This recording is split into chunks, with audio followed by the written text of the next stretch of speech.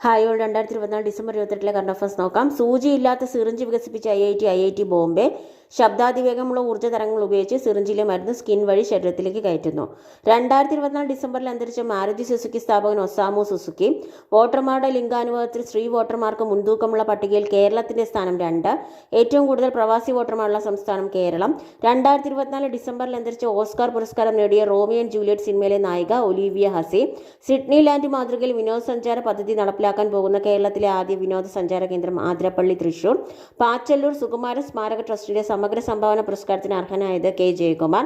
ISROയുടെ SpaDeX പരീക്ഷണത്തിനുള്ള വിക്ഷേപണ വാഹനം PSLV C-60 ബഹിരാകാശത്ത് ഡോക്ക് ചെയ്യുന്നത് 220 ഗ്രാം ഭാരമുള്ള ഉപഗ്രഹങ്ങളായ ചേസറും ടാർഗറ്റുമാണ്.